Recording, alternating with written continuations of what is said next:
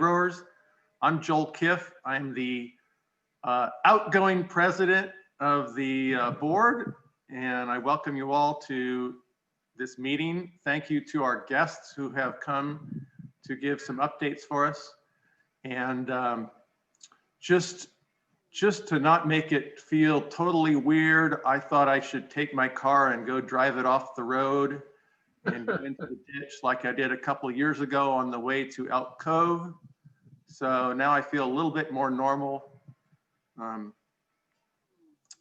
Mike, if you would pull up your the PowerPoint, we can see the slides for the agenda for this morning.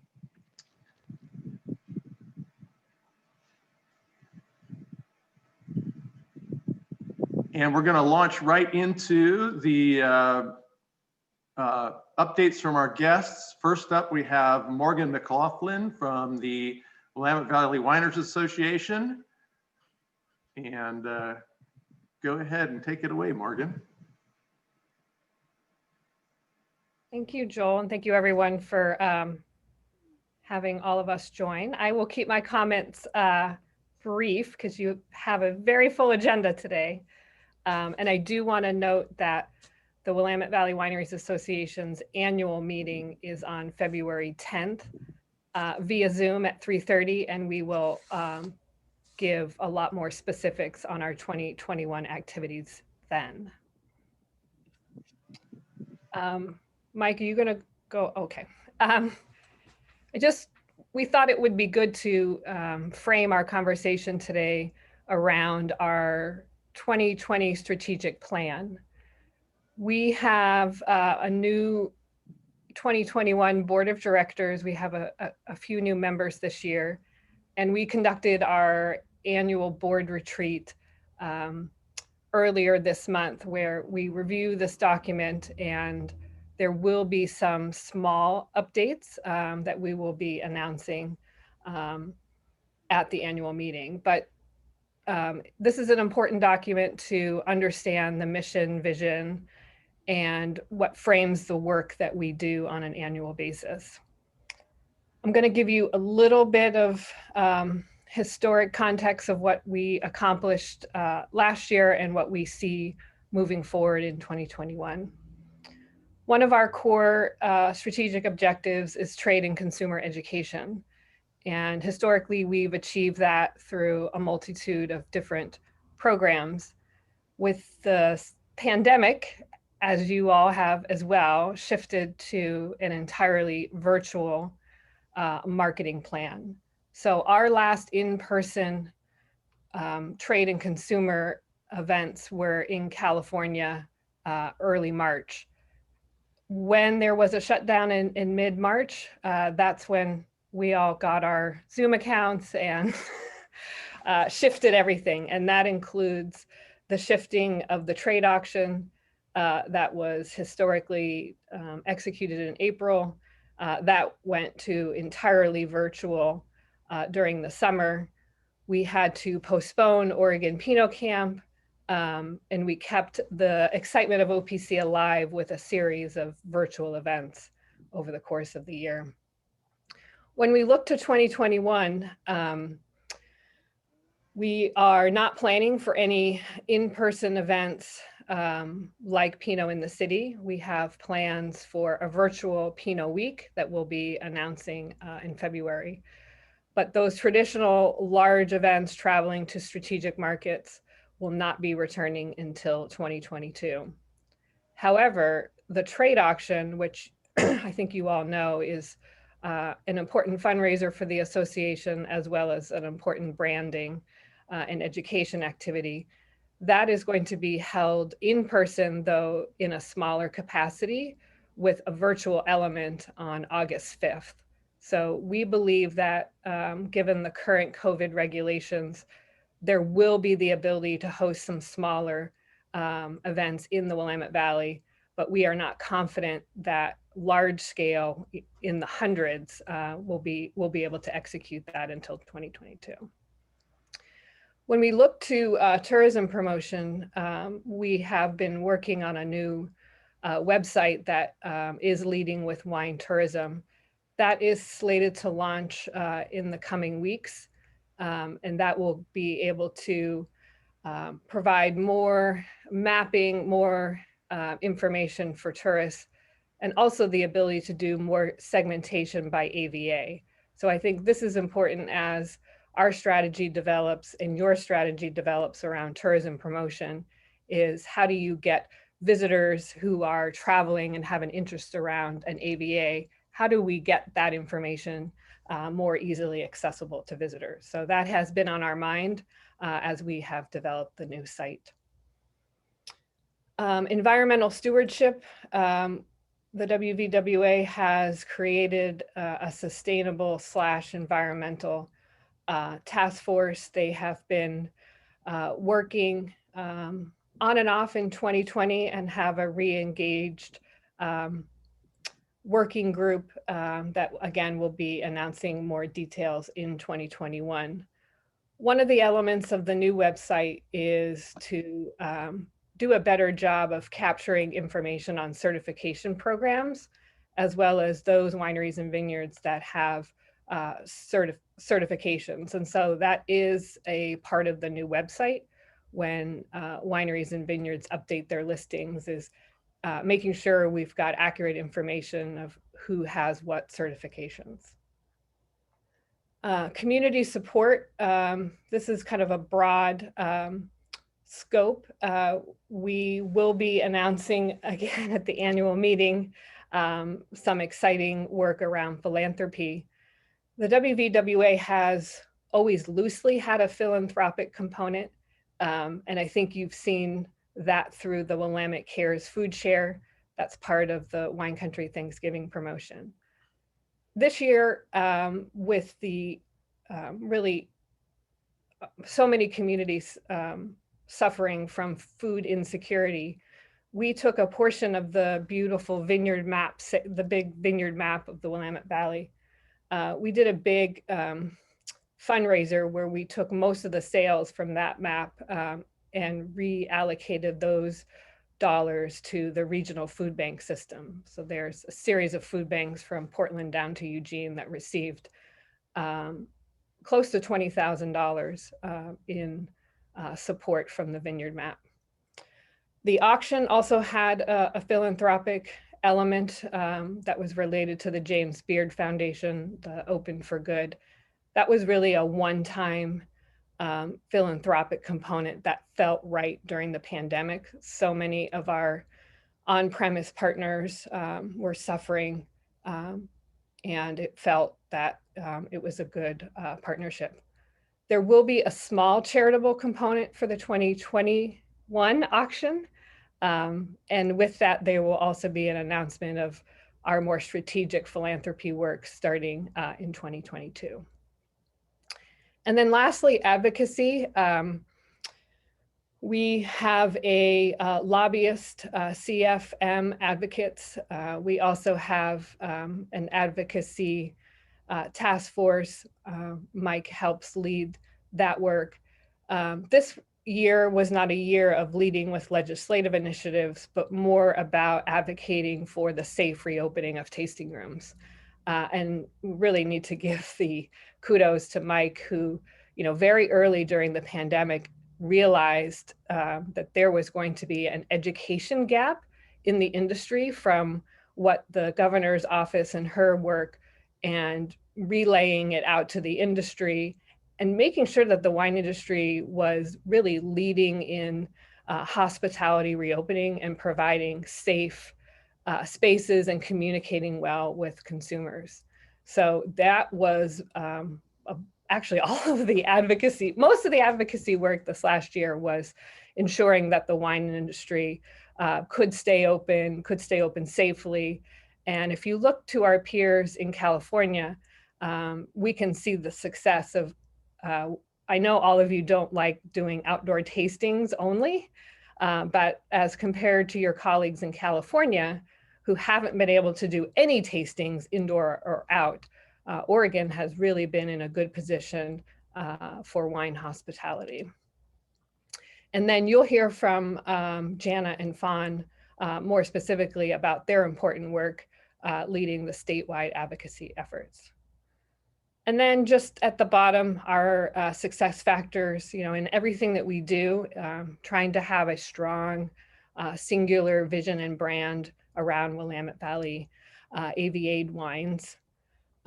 This year, we also, I think all of you can recognize and appreciate the entire industry and wine community coming together during a time of intense uncertainty and stress.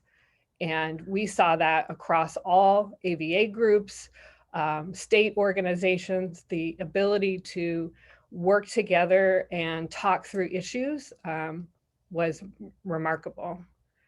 And then I think when we look for 2021, we're really trying to build off of that. If there is a silver lining, it's the community and the ability for stakeholders to work more collaboratively together. That's something that we really hope to foster and continue moving forward. And I don't think we're going to see the end of Zoom calls. As much as we all want to conduct meetings and hug each other and see each other in person, I think we have, as an industry, seen the efficiency in hosting events virtually, whether it's with colleagues or your wine club members, and finding other ways to connect and sell wine. So I think post-pandemic, the WVWA is really looking at a new normal and not necessarily a return to the way things were pre-pandemic. So thank you for the time, and good luck for the rest of your meeting. And if you have any questions, have a safe trip back to Portland. Next up is Jana McCamey from the OWA. Good morning, everyone. It would be so nice to be seeing you all in person as usual, but we have to settle for all these Zoom meetings, so it's nice to see you. I really, first of all, wanted to, congratulate you all on your ability to adapt and pivot during the most challenging year in our industry's history. It's been really inspiring to watch how folks have, adapted and shifted and then adapted and shifted again. So it's certainly been, 2020 was certainly a year for the books. It was also a year of immense change for the Oregon Winegrowers Association. Just as a quick reminder, OWA is the statewide advocacy organization for the industry. We were founded in 1981. And we have, hundreds of members across the state of varying business types. This year, we saw the formal split of the OWA from the Oregon Wine Board with a new set of bylaws for OWA that put in place a process to directly elect board members. Previously, our board had mirrored the Oregon Wine Board appointed by the governor. And I want to thank Mike McNally for all of his work on our bylaws committee that met over a number of months to find the best path forward for the organization. During the summer, the OWA members voted to approve the bylaws changes, and we conducted an election and a new board took over on September 1st. 4 of 9 board directors are from the Willamette Valley. We have our president, Alex Sokol-Blosser, Maria Ponzi as vice president, Andy Steinman from Walter Scott, and he's chairing our public policy committee, and David Beck is serving as the independent grower voice on our board. As Morgan noted, a lot of our work this year was around COVID and the wildfires. So ensuring that the wine industry could stay open in some capacity, information sharing on quick moving rules and regulations, and also economic relief opportunities. We could go to the first slide. Oh, there we are. I see we're on it. Okay, so I wanted to provide more of a federal update, and then Fawn is going to cover a lot of the state issues that are going to come up in the legislative session, so to be mindful of everyone's time. On the federal front, we saw a number of great wins this last year. The first is permanence of the Craft Beverage Modernization and Tax Reform Act. If you recall, this is a bill that was introduced by Senator Wyden. in 2015, and he worked closely with the OWA to come up with legislation that would provide excise tax relief for wineries of all sizes in Oregon. That was passed in 2017 for 2 years, and in 2019 for another year, and those tax credits were set to expire at the end of 2020. Those were finally made permanent, which means we won't have to struggle each year with the business uncertainty, and those are now permanent. I'm going to put in the chat box, just in case you're interested and aren't aware of what those tax rates are, and those can deliver significant savings for wineries of all sizes. So we were really glad to see that bill made permanent, and want to thank our friends at Wine America in particular for their efforts in DC to get that passed, and to really initiate the grassroots wine industry around the country, and collaborate with other craft producer groups to get that across the finish line. Another win, I guess, for the industry, I'm going to skip down to the third point, is $3.5 million that OWA, along with our California and Washington wine grower counterparts, were able to secure for smoke impact research. This money will go to USDA's Ag Research Service and then flow out to researchers at Oregon State, Washington State, and UC Davis. That $3.5 million builds on $2 million we were able to secure in the last appropriations cycle, and we'll be seeking additional infusions of funding for that important research to look at ways to mitigate the impacts of smoke on wine grapes, and really trying to establish the threshold markers for smoke impacts, with a goal of really improving relations between growers and wineries about how to manage smoke issues. On the smoke topic, our primary federal goal this year is wildfire relief for those growers who were negatively impacted in 2020. It's a program called WIP Plus, Wildfire and Hurricane Indemnity Program. And that can allow growers who saw losses to recover some of those funds. So we're working very closely with California and Washington again, and other producers that could be impacted by hurricanes or wildfires to get money appropriated for that. One tie-in to the WIP Plus program is a requirement to purchase crop insurance for 2 years going forward. And we know there are a number of issues with crop insurance for Oregon wine growers because of the low actuarial values, some of the timing of when you have to agree to crop insurance and secure contracts. So we're also working with California and Washington wine growers to advocate with the USDA's risk management agency to try to make some changes. And if that fails, then we have good leadership at the federal level with Senator Merkley on the Appropriations Committee, and Senator Wyden in particular, who can help us try to advocate for some changes. At the end of the year, when we saw both the craft beverage bill and that $3.5 million, we also saw an additional infusion of COVID-19 relief. There were additional monies allocated to the Paycheck Protection Program. And those applications are open. So if you did get a round one, you can get a round two. So there's $325 billion for the second round of forgivable loans if they're used for payroll and some overhead costs. So we did send out a member bulletin about this at the end of the year. So I don't want to touch on every single point, but I can include some in the chat function if that would be helpful, or Mike, you guys could follow up with some of the info. One thing that did happen there is there was an extension and an expansion of the employee retention tax credit through July 1st of 2021. Previously, you were not able to take the employee retention tax credit and participate in PPP, but the bill clarifies that you can now do so. Lastly, on the federal level, TTB approved some new standards of fill for cans and bottles, 200 milliliter, 250, and 355. So those are now possibilities. Quickly on the state legislative session, which as I mentioned, Fawn will get into more details on. It really gets kicked off on Monday, the 25th. It'll be a 6-month session, or up to 6 months, and conducted primarily remotely as well. So it's going to be an interesting time for our lobbyists. The one bill I want to mention is promoted by the Oregon Winegrowers Association, and we're getting support of the various state and regional organizations. So we have Oregon Wine Council, Willamette Valley Wineries Association, other groups around the state that are signing on in support. And we would like, well, Yamhill Carlton is also going to be signing up, I believe, in support. And that would increase the direct-to-consumer shipping limit in Oregon from 2 to 5 cases. Now, Washington and California have no limits.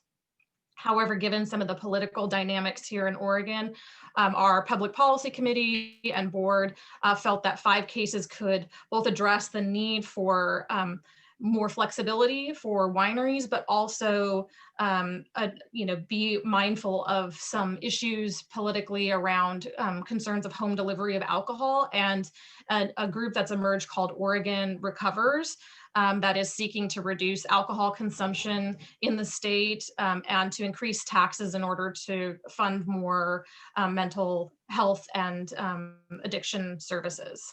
Mike, if you could go to the next slide.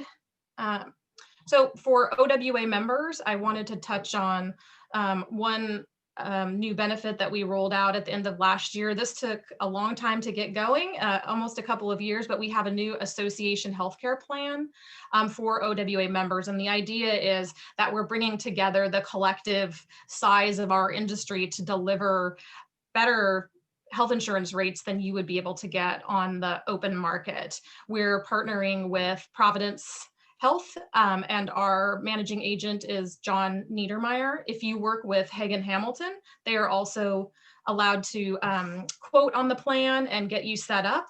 And so I encourage you, whether you're a member or not, to talk to Hagen Hamilton or talk to John Niedermeyer about the savings that this could deliver for your business. 2 things to note about the plan. These are state of Oregon requirements. You have to have at least 1 employee beyond you kind of as the owner and spouse. And you need to cover 50% of the premiums for your employees.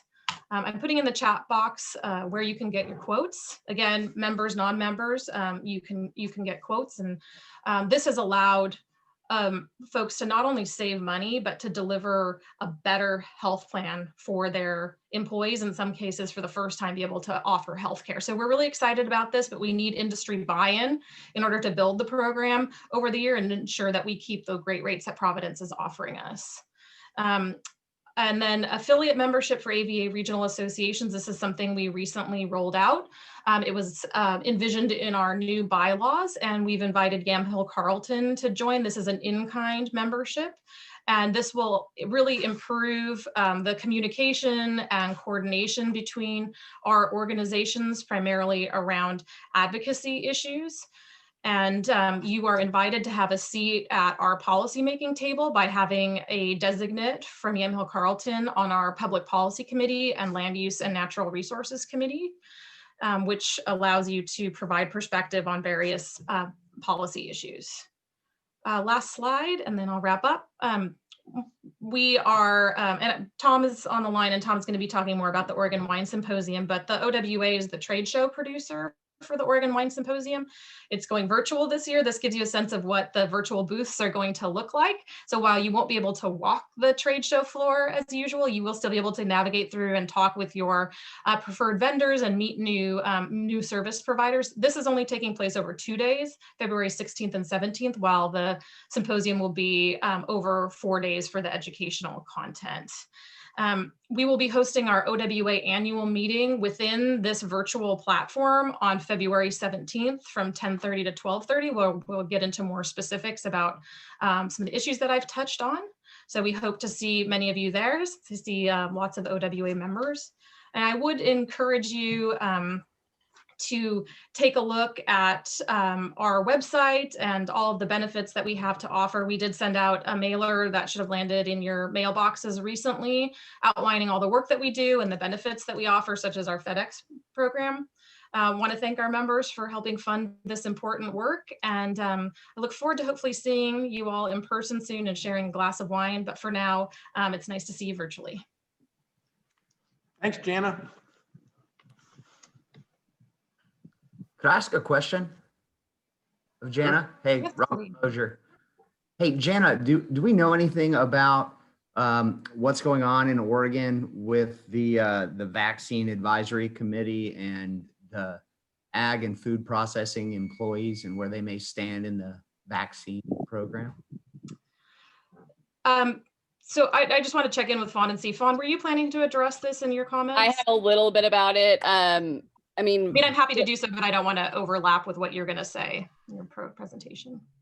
yeah, I can touch on it quickly. I mean, we are still waiting for them to move to kind of the 1B tier. We've been working to make sure that our workers are who are frontline workers who are at risk are included in that group. There's been a lot of challenges in Oregon.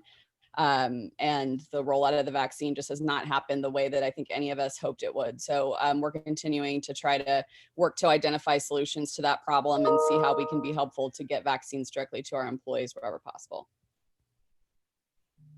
I saw an article in the Statesman Journal that seemed to say that food or ag and food processing employees were taken out of the phase 1B plan for Oregon. Is that true? I That don't would think be like February, March. Yeah, I don't think they were necessarily taken out. I think what's happened is that they're not prioritizing essential workers the way that we thought they would. They are prioritizing kind of equity issues and trying to address issues with populations that have faced a lot of challenges with COVID. That doesn't mean that some of our workers wouldn't fall into that category. I think we are actually a great industry for them to be focusing on to try to address that issue. So there continues to be a lot of work, but there also continues to be a lot of changes in terms of how many vaccines we might get, when they're actually coming, the shifting of the sands in terms of getting to teachers first before kind of people 65 and over. So there's a lot of changes going on, and with the legislature coming in, there's going to be a lot of hearings happening on this issue. So I expect that we will continue to see modifications as we move forward. And what I keep telling folks is in the Salem Fairgrounds, when they had the vaccine clinic going on, at least initially, they were pretty much vaccinating anybody who got in line. So I think that there is some ability to identify what events are happening in your area and to reach out to public health officials to see what they tell you about getting your employees vaccinated, because everyone's going to tell you a different story. It's all going to be based on whether or not they have enough people in line to get the vaccine. It has storage issues, so they have to get it in arms in some cases. So I think in every community, kind of touching base with your public health agency to see what they're recommending is really important. Sorry, that was longer than I planned to go on that issue, but do you want me to go ahead and jump in? Chris Barnes just had a question, and it could be either for Jana or you, Fawn, about the OLCC. Are there any plans to advocate for aligning them with the 16% alcohol guideline for how the tax breaks work? I'm happy to answer that one.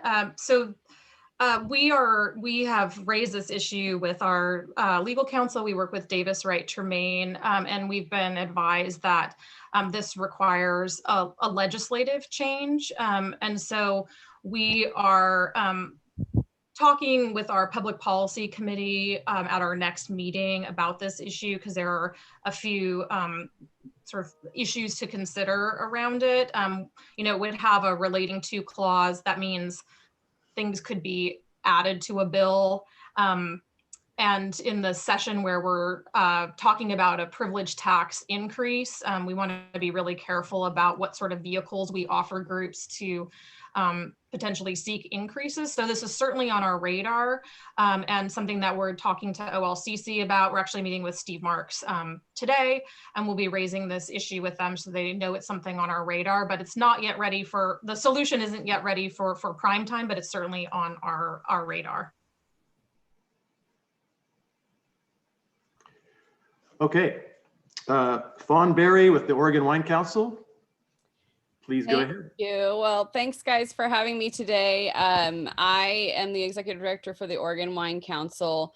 As many of you know, we were formed in August of 2019, but a lot of our structure was put into place in 2020. We plan to focus in 2020 on building the association, identifying priorities of members, and developing kind of our overall strategic plan. But as with everything in 2020, those plans got changed as a result of the COVID situation. Trade associations across all industry faced a lot of challenges in 2020 as we shifted to online engagement, had events canceled, and taught members how to deal with Zoom and other issues like that, and just the economic realities facing members. While these potential threats for a brand new association were immense, it also fast-tracked our ability to determine the strengths of our membership and our team. And ultimately, I think the struggles facing the industry in 2020 really focused our board, and ultimately the work we put in response made us a stronger organization. I think one of the most significant things Morgan touched on was just the strength of the industry when we all work collectively for the benefit of Oregon's wineries and vineyards. We had just an amazing collaboration across many industry groups when facing the unprecedented wildfires and COVID-19 pandemic. And it showed just how much we can accomplish when we all work together. While much of our work was reactive and focused on ensuring the industry's voice was heard in the face of these challenges, our team and our partners across the industry worked tirelessly and collectively to help wineries and vineyards however we could during this challenging year. I was thinking back to the fact that a year ago, we hadn't even really talked much about COVID-19. Looking at where we are today, I don't think we could have ever imagined the situation that would exist. OWC responded to the chaos that COVID-19 brought on by advocating for the wine industry on key issues through every step of the process, from when the virus hit through the closures and the eventual advocacy work of the industry related to reopening. With Mike's leadership, I think our team helped to develop reopening guidelines that were really important for both tasting rooms and vineyard operations. We worked a lot to make sure that the wine industry had a seat at the table on all important issues that affected you. So this advocacy work continues as we continue through to 2021 and focus on the legislative session. We're really lucky through both OWC and with our partners to have some very talented people who were willing to step up during this challenging time. And we needed every single one of them. The number of issues on different fronts was just astonishing. And I think we were very successful in addressing a lot of these issues. Unfortunately, the issues we faced in 2020 aren't gone with the former year, and 2021 has started out a lot like 2020 ended. With vaccines being slowly distributed, I think we all hope that we're moving in the right direction. But first, we have to kind of get through the 2021 legislative session. OWC is going to use the lessons that we learned from 2020 to guide our priorities in 2021.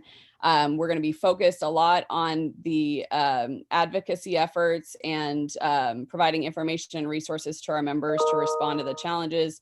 I think that's what we've heard from our members. They need us to be most engaged in, so that's going to be our focus.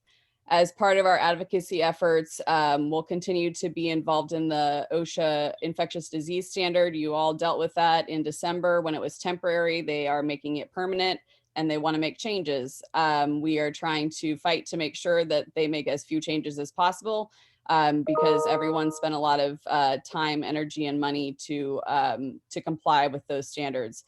Good news is it is COVID only. They wanted to have it broader than that initially to apply to all infectious diseases, and the way that it looks now, they are going to focus solely on COVID. We are also focused a lot on reopening and recovery as the state moves through this health crisis. I want to note for everyone, the governor is going to be talking at 11 o'clock today. I have heard from some legislators that she is potentially relaxing some restrictions. They will not say what restrictions, and they have cautioned that the modifications will be extremely limited. Maybe we can have 2 tent doors open instead of 3, we'll see.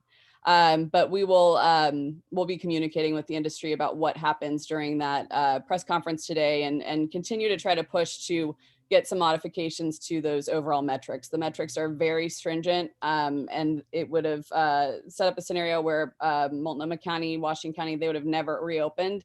And so we're trying to get that message across and see what we can do as we get people vaccinated to change some of those metrics.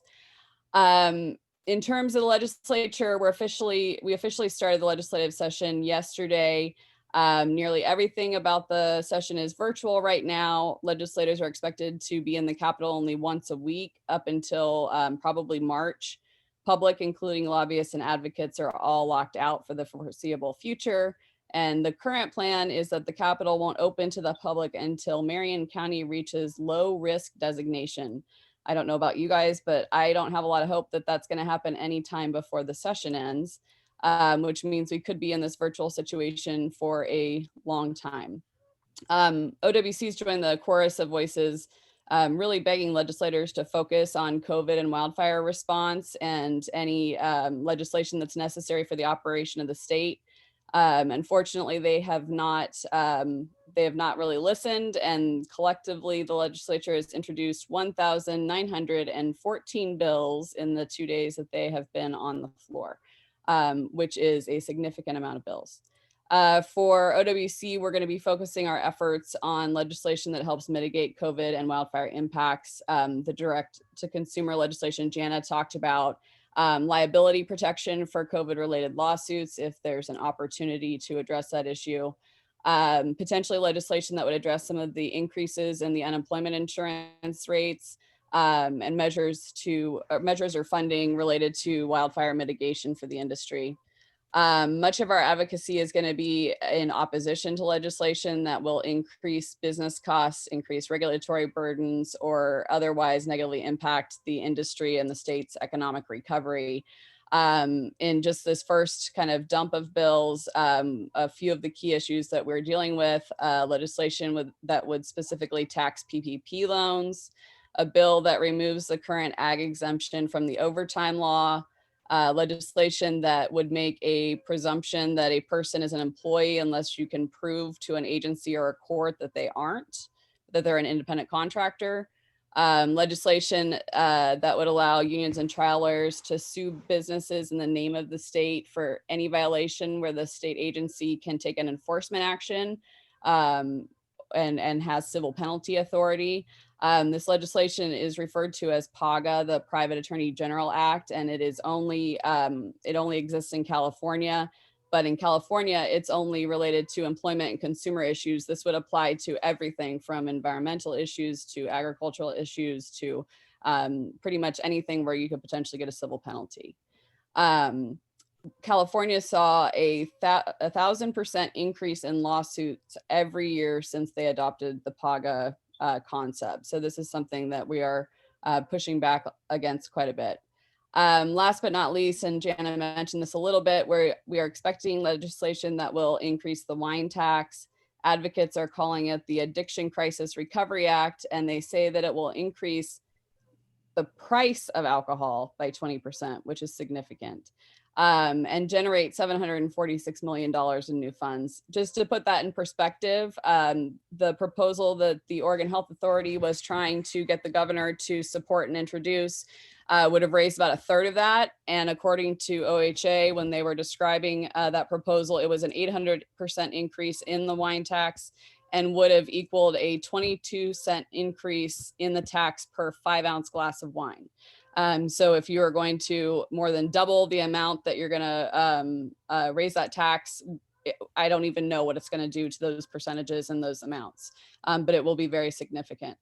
This is an issue we've been prioritizing. We've worked a lot with industry partners and with others in the alcohol industry to flag this issue and educate legislators on it early on, to push the governor not to introduce it. I think that's one of the big successes we had in the end of the last year.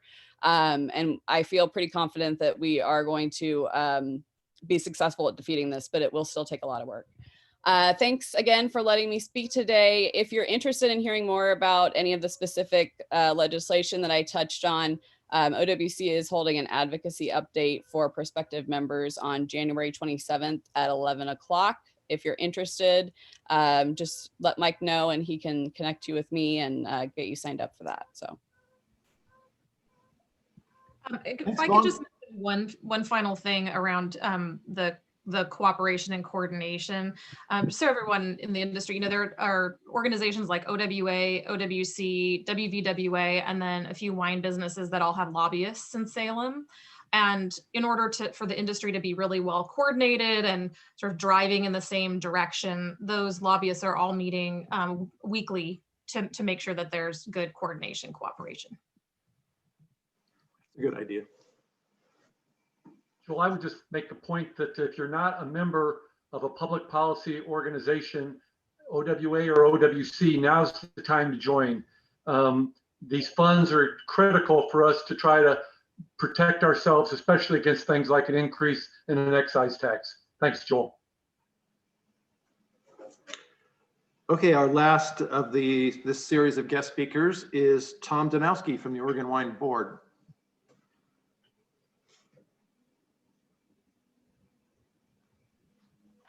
God, we've been doing Zooms for 9 months and I'll never know if I'm on mute. So hi, everybody. Thanks, Joel and Rebecca and Mike and everybody. I know you're running a little bit behind, but I'll try to kind of move briskly here. Anyway, I'm Tom, Oregon Wine Board. We're the state agency working on marketing and research and education and PR initiatives for the industry.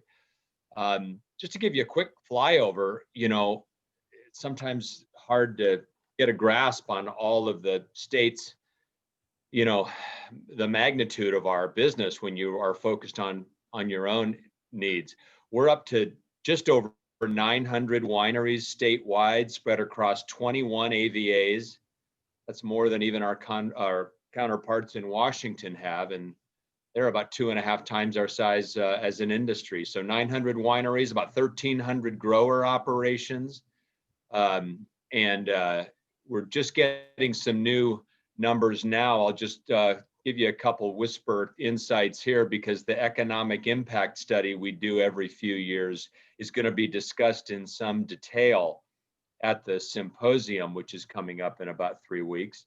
But our total statewide industry economic impact now is 7.3 billion. And that's, of course, a normal year. I'm talking about 2019 before COVID threw all the cards up in the air. But in a normal year, 7.3 billion in economic impact as a state, just over 40,000 jobs statewide, and a tourism economy specifically in a normal year again, a tourism economy specifically that's 900 million out of that, all that economic impact. So under regular circumstances, it's a thriving sector, and we're going to be going into some detail about that at the symposium, but we're also going to be coupling it with some insights on how 2020 and the COVID pandemic did affect our industry. So our researchers will be presenting that.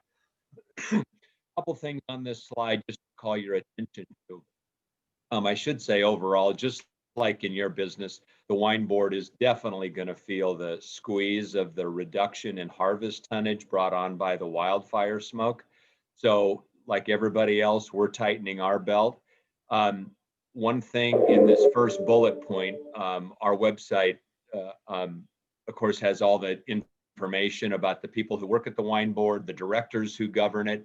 There is a section in there, and I'm happy to point you to it if you can't find it, but there is a section in there that reflects a commitment that we're not going to walk away from, even though the budget's pretty tight. We do have a pretty modest amount of money, but it's money nevertheless set aside for industry nonprofit groups that we give away as grants. There's really grew out of a program we started to help associations around the state fund professional grant writing resources to go and get some of the money that's available from organizations federally and even at the state level. If the Yamhill Carlton group's interested in hearing about that, that is still available as a grant. And there's pretty much no questions asked. If you're a nonprofit in the industry, the board sends me a letter, and we grant that once a year. It's a modest amount, but it does allow you to maybe move some programs along a little faster that you're already committed to. Another thing I want to touch on real quick is just the second area of discussion points, just ways to kind of keep in touch with the wine board. If you're not getting our 2 times a month newsletter, give me a holler. We'll get you on the list. That's a way better way to find out what's going on than hoping I remember everything in my 5 minutes. We're also continuing to do industry Zoom calls once a month, during which we invite the advocacy groups, we invite the regions across the state to do what you've asked us to do, which is bring forums together that allow sharing of ideas and information. That's what that's for. At our Zoom 10 days ago, you heard some detail about really important news that's been touched on in this call, but very relevant now, the new infusion of PPP money, which you've got till about March 31st to apply for if you want to. And as was said, you can apply again even if you got money last year. You also heard our guest speaker on that call talk about an expedited approval process, forgiveness process, if your PPP loan last year was for $150,000 or less. We also are including on our next call on February 9th an update on the vaccine news, because that is an important question that's coming up from people all around the state.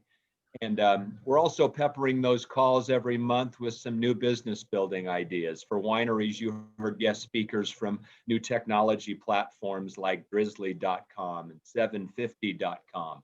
And we've got another one coming on Feb 9th talking about a new direct-to-consumer platform that's available. So anyway, those calls hopefully are helpful and useful. Again, it's a community-sourced agenda. If you think there's something that the industry would benefit from hearing, let me know. We'll fold it in. I know they're long. We try to keep it to an hour, but they're turning out to be really good, useful forums. The wine board, as I mentioned, is engaged in education, research, PR, and marketing activities. Those activities are shaped and kind of led by industry committee members who work with our professional staff to deliver on those program commitments.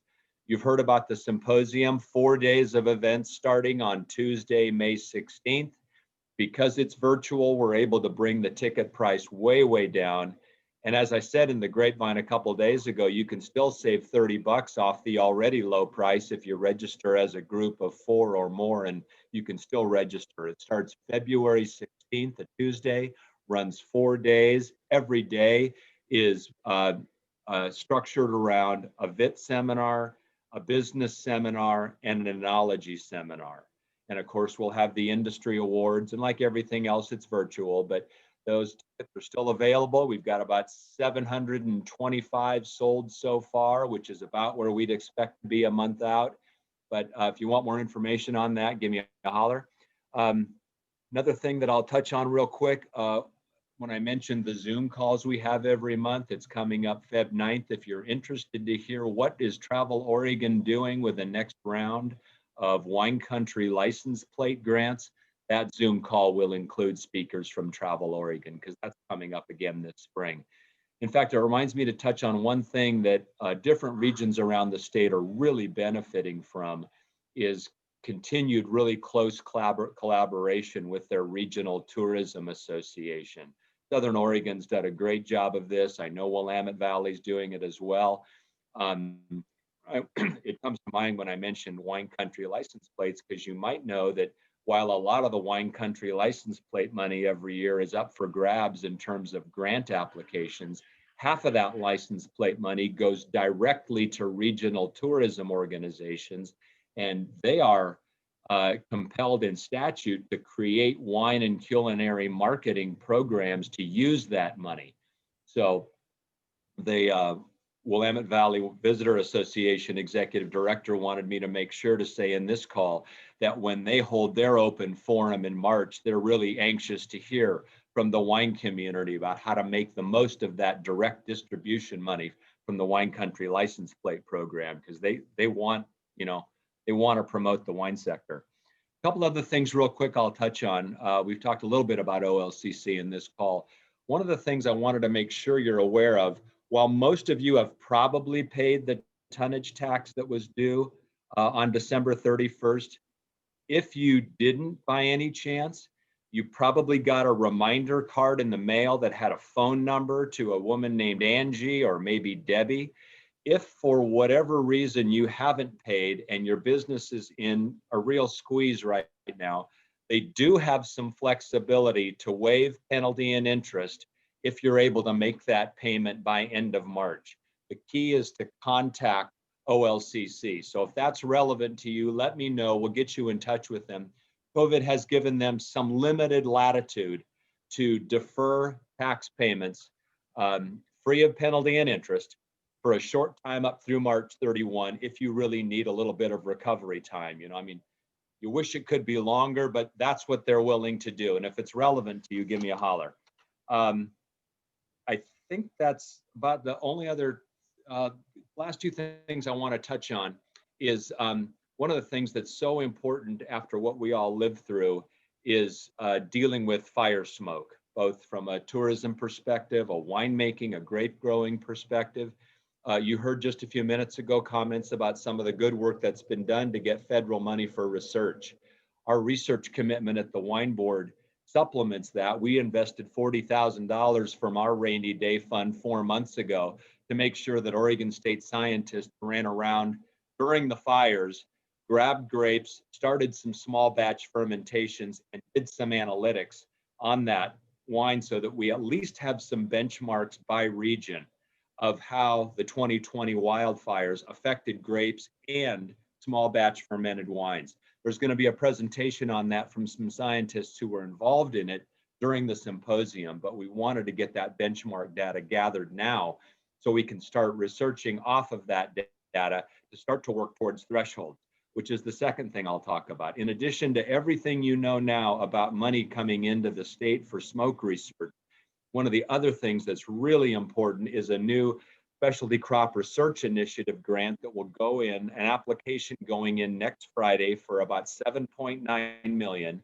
Again, consolidating scientists from Davis, Corvallis, and Pullman, Washington State, Davis, and Oregon State to do an industry-wide multi-year study so we can start to get what I'm getting calls all the time about, which is what are the thresholds for these volatile phenols that are detectable by consumers. Everybody wants that because everybody wants to put that in their contracts.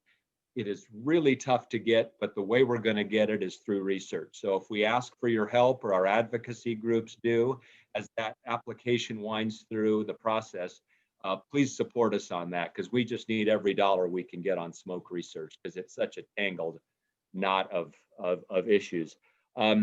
The other things on the slide pretty much speak to themselves. I know you're trying to get on schedule, Joel and Mike, so I'll stop there, but feel free to give me a holler anytime, folks, especially if you're able and interested in getting involved in the committees that do the work on marketing, plan next year's symposium, allocate our research money, and help us organize all of our program activities. We're glad to have you.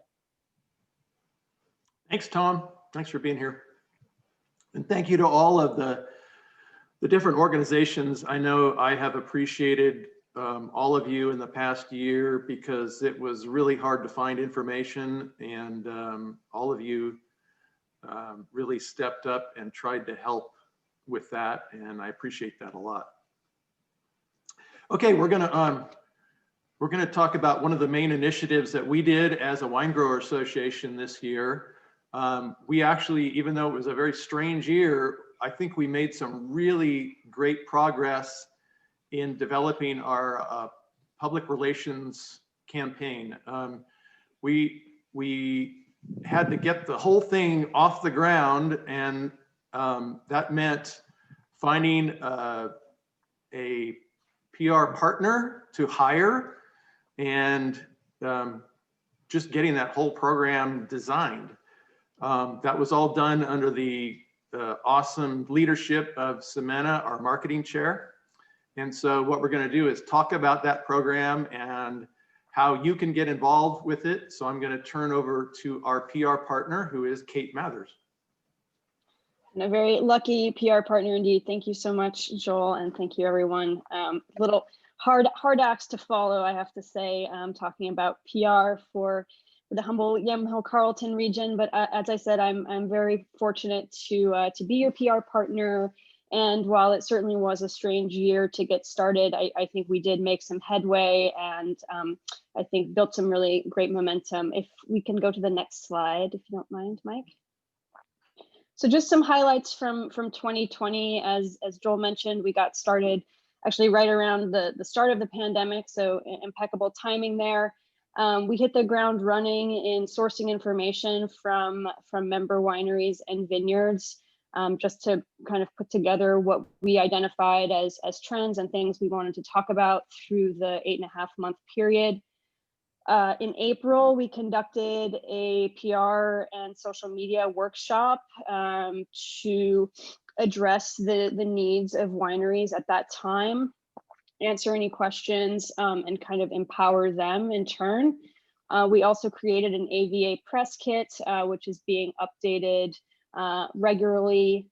We will also work closely with Brian from Vinbound, who you'll hear from later, in updating the website with current information and initiatives. The bulk of our efforts really were around media communications. We did big pushes around COVID-19 protocols and pivots, outdoor tastings, and outdoor wine tourism. And we also tailored our pitches around virtual tastings, which I'll talk a little bit.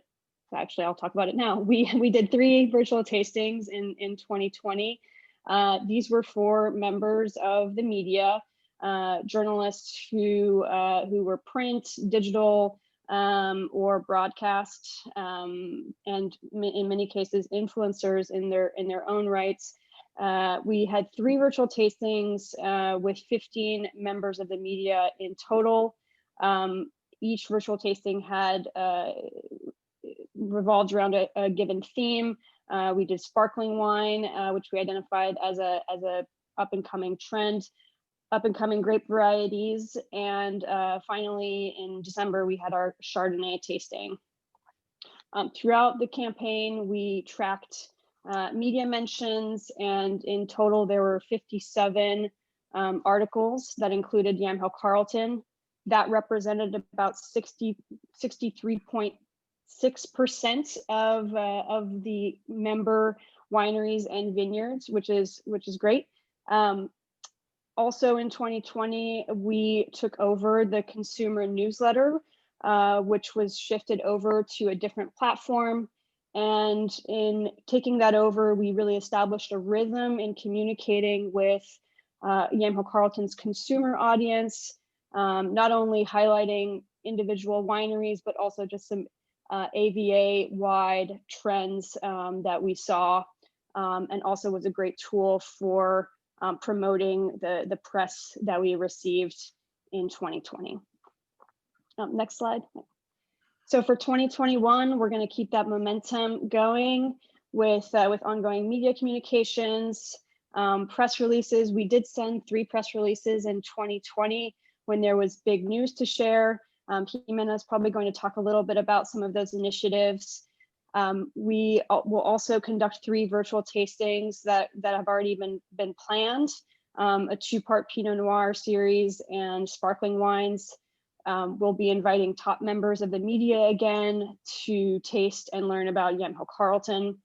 Hopefully, we will be able to also host journalists in the region this year later on, both at our AVA summer tasting in July, where our goal is not only to host journalists for the summer tasting itself, but also at satellite events, at dinners that will take place before the tasting. We also want to focus on travel writers.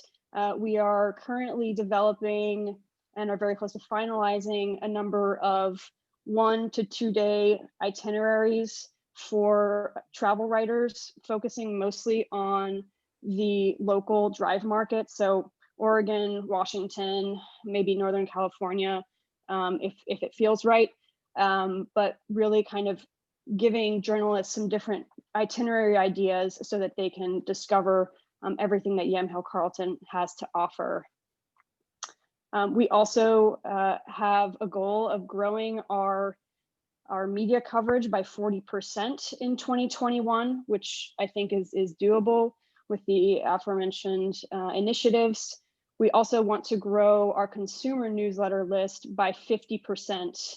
We're going to start doing that by initiating a giveaway campaign, which is already pretty much finalized, where we're inviting new newsletter subscribers to have an overnight stay at Abbey Road Farm and have a complimentary tasting at 3 different wineries peppered throughout the region.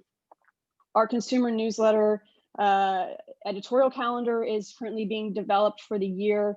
And in doing that, we really want to be able to hit on all of the happenings that are taking place, not only in the vineyard, but also in the winery, so that we can use this as a consumer education platform, as well as a promotional one.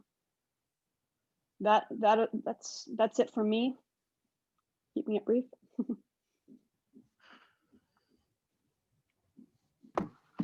Thank you. Encourage all of you to get in touch with Kate if you have not already. She is a resource for this organization. A lot of us, especially like myself, we're a very small winery. We can't afford PR services on our own. And this is a way for you to get PR with the through the Yamhill Carlton Winegrowers Association. So keep in touch with Kate for sure, and take advantage. Okay, we're going to go just briefly over what's our organization. Just to reiterate our mission statement: to nurture a sustainable world-class wine growing community in the Yamhill Carlton AVA by promoting the distinct attributes of the region and its wines, supporting high quality viticulture and winemaking, and serving as a positive force within the local community. Here is the board of directors for 2021. Jill Zarnowitz is going to be taking over as president. Ximena Orrego is going to be vice president. And then you can look down there and see the rest of us.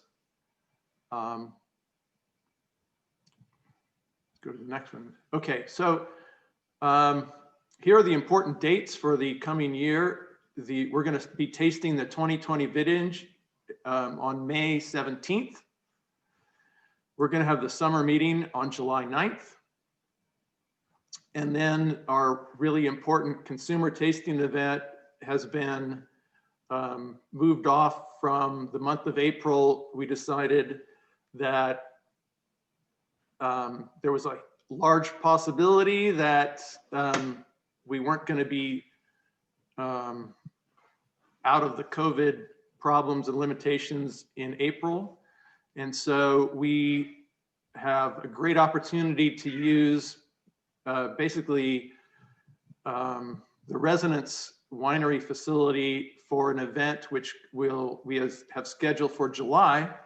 And that's just going to give us a huge amount of flexibility so we can hold it outdoors if we need to, and hopefully vaccinations are much more advanced by that point.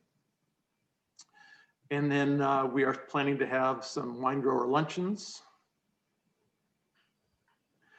Here's where the money came from last year. Again, we really do rely on dues to fund most of the work we do. You see there is a consumer event income of $18,300. We actually, all the people who bought tickets for the 2020 event, a large number of them did not ask for refunds and are just keeping their tickets for when we can hold the event. So that has actually made it so we didn't, our bank account has that cushion in it, although if we end up not having an event, we expect to refund that money in 2021. Here's where we spent money. Our administration and other of 10,279. That's called our taxes, insurance, let's see, we got miscellaneous overhead. We're still a volunteer organization. All of the committees and the board all serve in a volunteer capacity, which allows us to use most of our income on promoting our AVA. And of course, Ken Wright Cellars as always, supports the organization tremendously by letting us use the talents of Angela Rhodes to help with the administration. That is definitely one of the things that we have going that a lot of our other organizations around the state don't have, is basically free administrative support.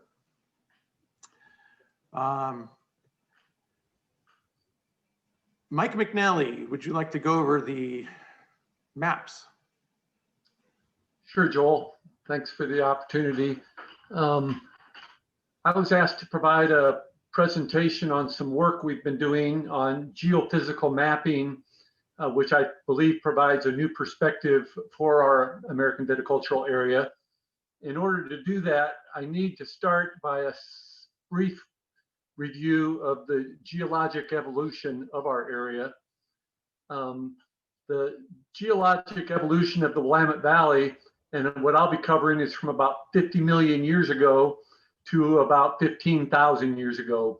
And the story I'm telling here is basically as depicted by Ray Wells and some of his associates. There's a poster map that they've prepared that is just fabulous. It's very large, but it provides this information as well as some very interesting maps. And we can give you a link to the website if you'd like to download that poster map and some of the information I'm going to review briefly here. About 50 million years ago, an ancient basaltic ocean island chain collided with North America.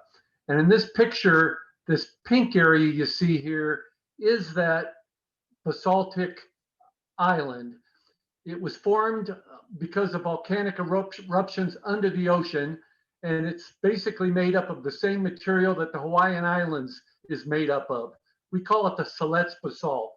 And in this picture, Ray Wells put these gray pictures of the Hawaiian Islands just to give you a perspective of the size of the Hawaiian Islands compared to this big basaltic Siletz basalt. But about 50 million years ago, that island got pushed up against the coast of North America because there was an oceanic plate subducting underneath the North American plate and starting.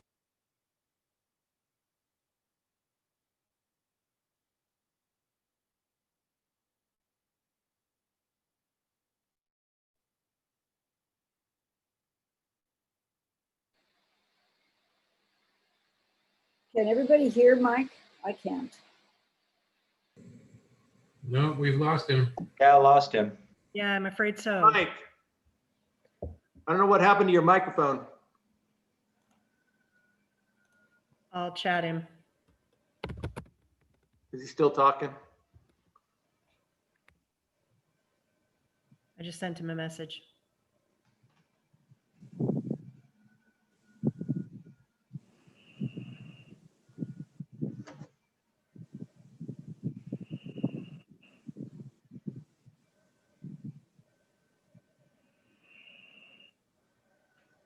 Gosh, it's too bad. This is such an amazing presentation. I know. Mike's the highlight of the whole thing. I know. You know that? I think he may have lost Maybe he just needs to dial in again. connectivity. Yeah.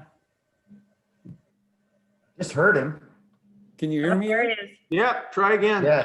Okay, Mike, I had you're to go back. off of my webcam and go to my PC. We heard the part about the Siletz basalt hitting the coast, and then it kind of, then we Disappeared. lost you.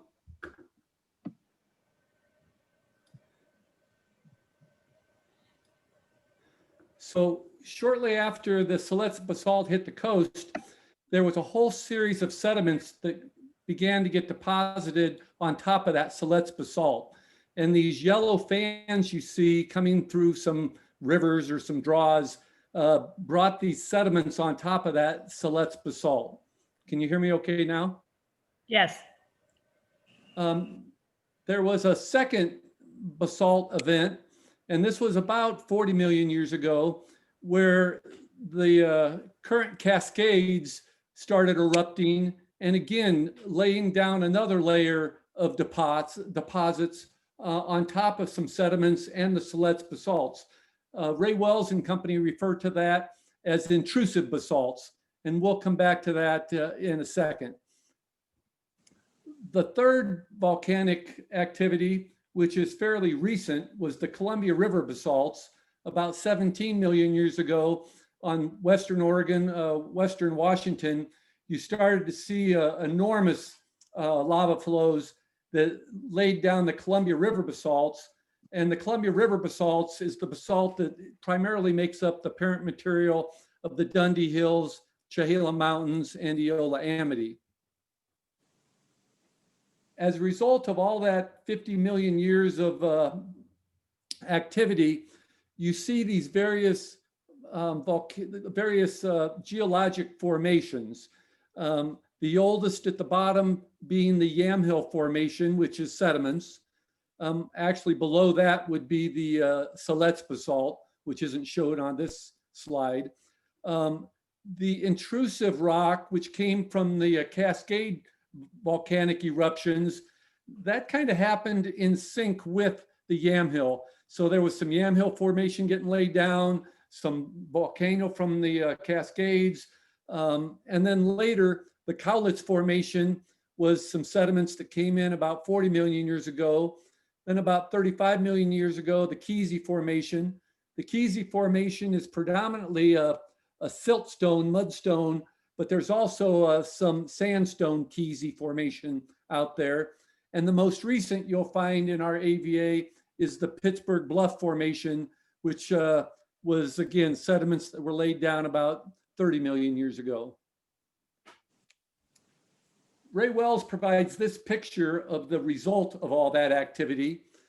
The Siletz basalt, as it started to uplift, created the Coast Range.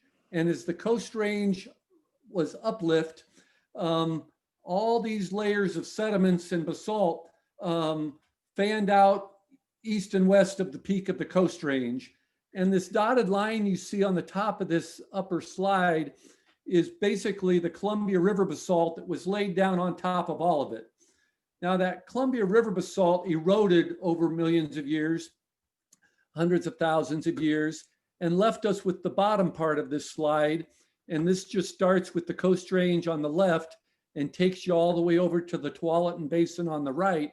And you can see that you have series of these intrusive basalts, these cascade eruptions, the Yamhill Formation. Out about Youngberg Hill Vineyard, you have some intrusive basalts. You then have the Yamhill Carlton, the Yamhill Formation for a lot of our Yamhill Carlton AVA. The Willett-Kinsey Ridge has some Cowlitz Formation. Our vineyard at Fairstein is, and a lot of the Shea Vineyard is the Kesey Formation. The Pittsburgh Bluff is over around Gaston. Then you eventually get to a Caboose Formation, which is really the Ribbon Ridge. And then you finally get to the Columbia River basalt with the Chehalem Ridge and the Dundee Hills and the Eola Amity Hills. I know this is a mouthful and I'm moving quick, and we can get you this stuff in more detail at a later date. With that history, I'd like to now go into some geophysical mapping we've been doing that provides a new perspective of our area. I want to start with a note that the geophysical analysis and mapping in this presentation depicts geologic formations, soils, and climate across relatively large areas, 20 to 200 acres. As a matter of fact, a few of the map areas for the geology are as much as 400 acres. So local soil sampling and weather stations are required to determine specific characteristics at your vineyard level. The catalyst of this geophysical analysis that we've done was some recent remapping that was done by Ray Wells and Associates of the geology of the Portland metro area and surrounding regions. And fortunately, that remapping of geology they did covers Yamhill Carlton and the Chehalem Hills and a good part of the Dundee Hills. Unfortunately, it doesn't go as far south as Eola Amity. Also, about 2015, the NRCS completed a remapping of soils in this area, and it's available in a database called SURGO, Soil Survey Geologic Database, that we were able to access.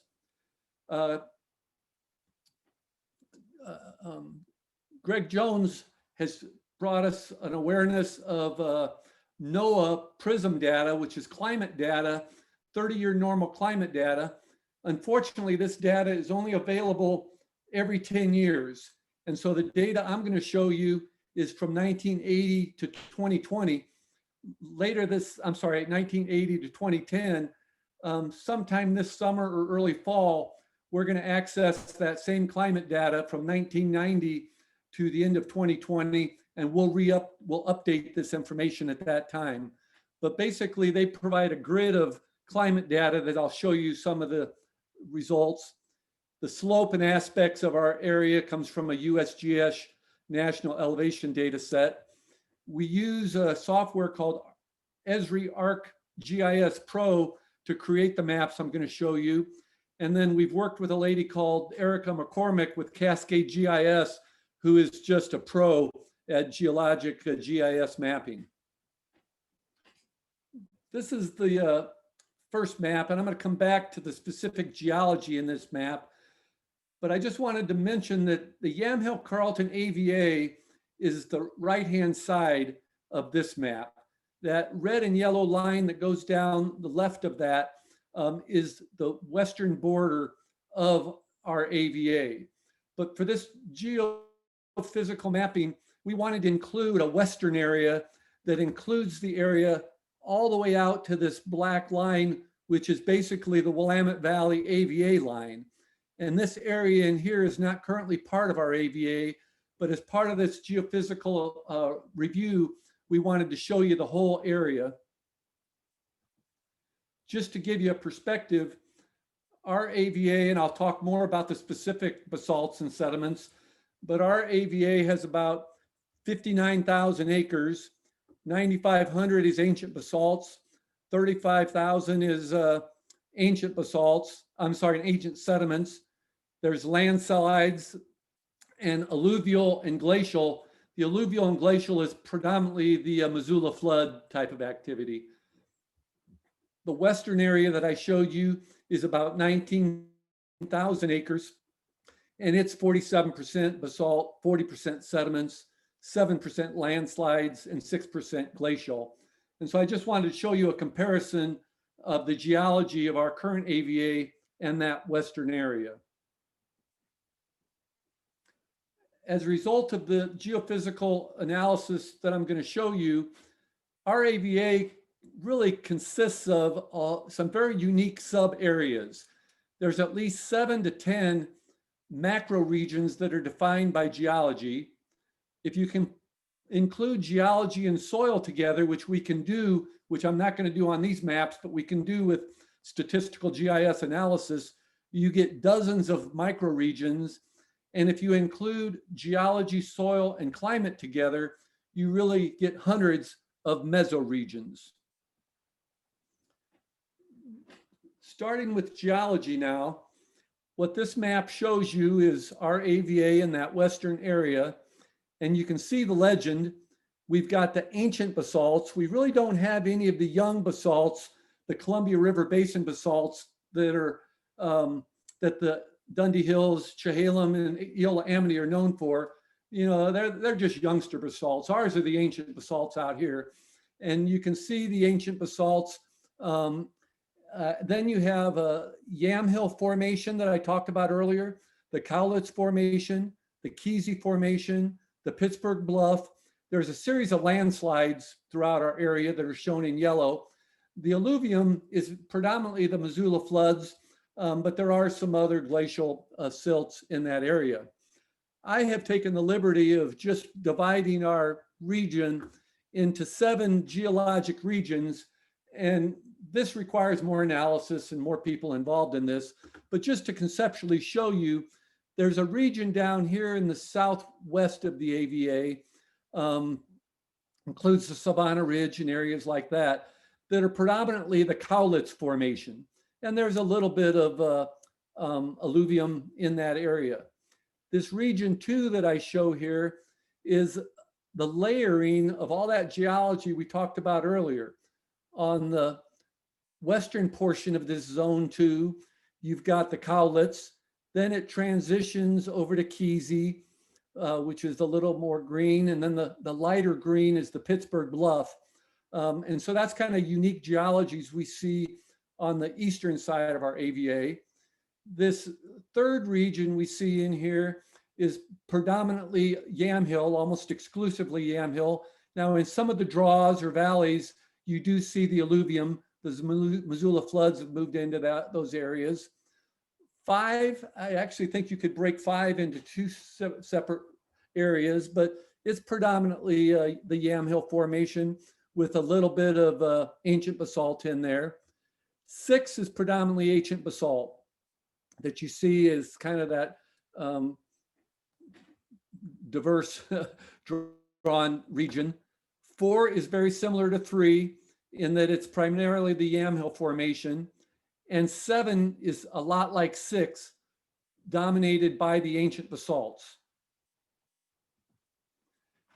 Moving away from geology and now moving to soils, the NRCS remapping of our area that was completed in 2015.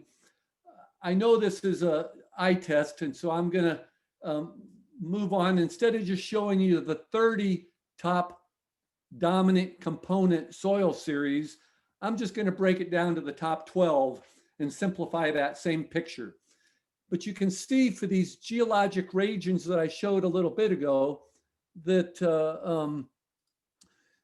this area 1, which was a lot of the Kesey Formation, is predominantly Wellsdale soils in that area, where the region 2 is dominated by the Melbourne soils. The region 3 is dominated with Gooden.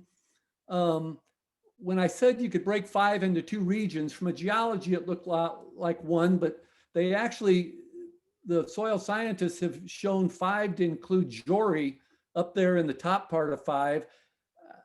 I think I'd like to talk to them and see if it's really Belpine, because a lot of times the Jory series is limited to the Columbia River Basin basalt soils, where I think these were more derived from the ancient basalts, and a lot of times Belpine gets classified there.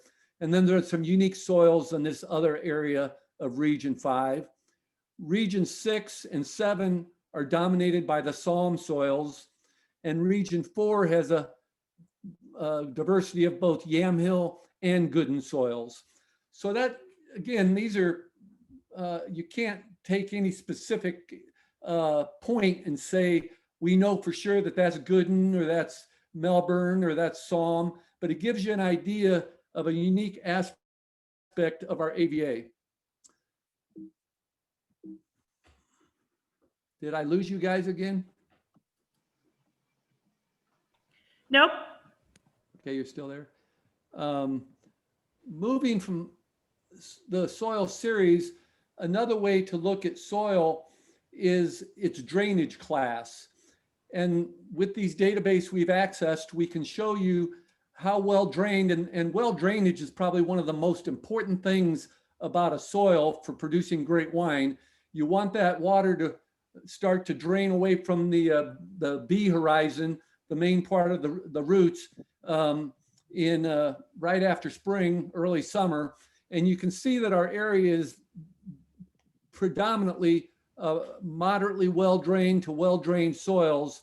Again, in the draws, there's a little bit of somewhat poorly drained soils, but whether it's ancient basalt derived or ancient sediment derived, these are all silt loam soils that are very well drained. I have a map that I'm not going to show you, but it shows water holding capacity, and the water holding capacity looks very similar to this. That in these areas you have good water holding capacity that's well drained throughout our entire area. Moving to climate, this is the PRISM data that Greg Jones helped us access. And this shows temperature across our area. It doesn't necessarily relate a lot to the zones. Generally, you can see, and let me just mention that you can see that these are average growing season temperature from April to September. And you may say, well, what's the big difference between 60 to 62 degrees or this general area? Just realize that 61 degrees Fahrenheit through a growing season equates to about 2150 cumulative growing degree days, where 62 degrees is 2,335 growing degree days. So 1 degree of temperature relates to about 175 cumulative growing degree days. And so, 1 degree or a half degree on this map makes a big difference in the ability to ripen grapes.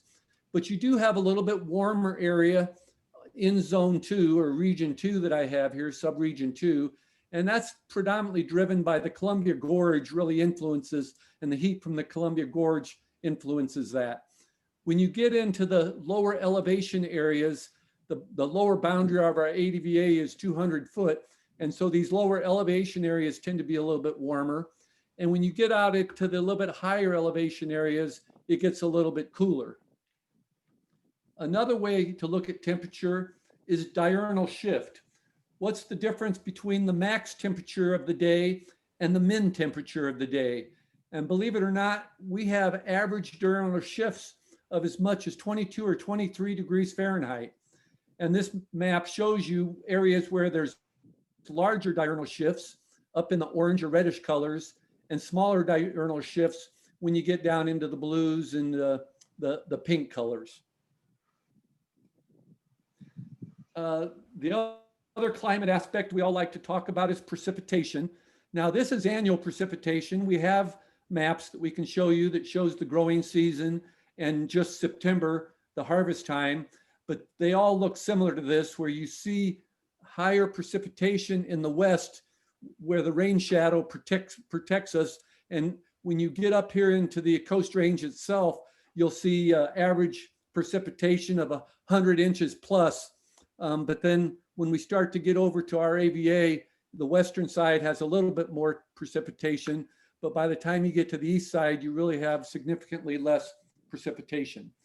So this geophysical mapping tells us in general that we have a diverse area. However, the AVA has ideal conditions for growing Pinot Noir and other cool climate wine grape varietals. The growing mean temperature, at least for that 30 years ending 2010, was 60.4 degrees Fahrenheit. I think Greg Jones is saying that he's seen this move, and by this time we've probably increased that by a half a degree just because of climate influence, global climate influence.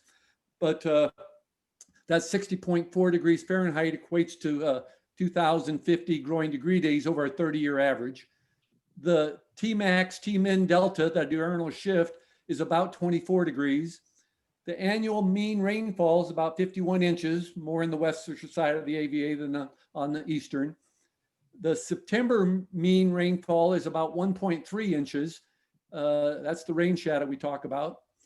The parent geology is ancient sediments and ancient basalts. The soil textures are a diverse mosaic of well-drained silt clay loams. and we don't see a lot of sand, and that's good. I mean, if it was sand, it would be too well drained. And the silt clay, sometimes they call that mud, but the silt clays have good water holding capacity. But in our case, we have more of the silt, which allows them to be well drained. And then soil orders, I must have blown through that slide, alpha soils and mulla soils. Let me see if I can go back to that. This slide shows the soil order, and the significance of soil order is the soil order actually shows you fertility or nutrition capacity of a soil. The utilisoils up here in region 5 are the least nutritious. The alpha soils are still not very nutritious. They typically need supplements to grow trees or grasses, but they're great for grapevines. The mulla soils tend to be, again, the alluvial flows, and they tend to have more fertility. Incepta soils and mulla soils vary. And so I'm sorry about missing that when I went through the first time. But the soil orders are both, it's mostly utilisoils with alpha soils. And the key is that our Yamhill Carlton terroir creates the optimal deficiency, which is perfect for growing grapevines. With that, Joel, I'll turn it back to you, and we're happy to give more detail on this information in the future. Mike, that is an awesome amount of work. Wow. Okay, so Samantha is going to talk about what's going on with marketing. Well, hi, thanks, Joel. Good morning, everyone. And yeah, tough act to follow after Mike's presentation, which is always fascinating to hear him talk passionately about our soils and the geology.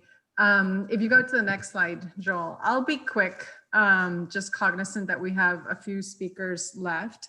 You know, I oversaw the marketing committee with Jill last year, and we've been meeting every month on Thursdays, the first Thursday of the month exactly. These are all representatives from the different wineries, our partners that participate in the marketing committee. And, you know, you are welcome if you are interested to join, just to get your feedback and, you know, ideas is something really useful as we continue to improve our focus and try to elevate, you know, our vineyards and our AVA. You go to the next slide. Okay, so in terms of accomplishments for the year, as everyone knows, we launched our new website, which was designed by Brian, who's going to be talking a little bit about the metrics that we've been seeing. But it's a beautiful website with great photography from Caroline Wells-Kramer. Brian designed something that's really practical and easy to update, which was really useful during the pandemic, where we had to really shift and pivot our messaging. We're able to add a page around the curbside pickups and be able to communicate that easily. And we were also able to quickly include pages around our charity program, which I'm going to talk about in a bit. But you know, we're really excited that we were able to launch the website right before the pandemic, because it has just been a great tool. And just the ease of updating it is just really key. We continued our social media program, which is also headed by Brian. And I am not going to really talk a lot about that and let Brian, you know, speak to that. You heard Kate talk about our PR partnership, which is something we were really excited and just, you know, privileged to be able to do as a small AVA, especially in this pandemic space. It's been really important to just have our message and our AVA in front of people, in front of the media. And it's just really wonderful that we were able to kick that off and that we will be able to continue it throughout this year. Kate actually talked about our expanded consumer communications. This is something that is also wonderful that we were able to kick off and have an actual monthly rhythm as we move forward. Again, keeping our message in front of consumers is really important. And, you know, I'm not sure whether members are receiving this, but we will make sure that everyone has visibility to the messaging. As Kate mentioned, there is a bit of, you know, we have a map of what we want to be messaging throughout the year. And, you know, we will include different wineries and vineyards in our messaging. And if you have any feedback and ideas of the things that we can include in this consumer communications, we welcome them as well. Even if you're not part of the marketing team, we welcome all ideas. One of the big accomplishments as well, and I want to thank Marianne McNally for that, is she led our new winery touring map. We were able to have this complete in the April-May timeframe. If you don't have your copies, there's still some available at Ken Wright Cellars so that you can keep in your tasting rooms. It's really beautiful. It ties in with the, you know, with the feeling and vibe of the new website and the photography that we used. So please make sure that you get some of those copies. And then one of the things that we did would sort of overlaps with community outreach program in the AVA is we were able to start a bit of a charity program, which is Wine for a Cause. Many of you participated in this. We received donations from about 30 wineries in our AVA, and we were able to, in an environment where there's just so much need, be able to give back to our community. In the summertime, we were selling these full cases of Yamhill Carlton wine. And then in the holiday period, Thanksgiving and Christmas time, we were selling half cases. And we were able to raise about $12,000, which benefited the YC Storehouse, which is the local food pantry.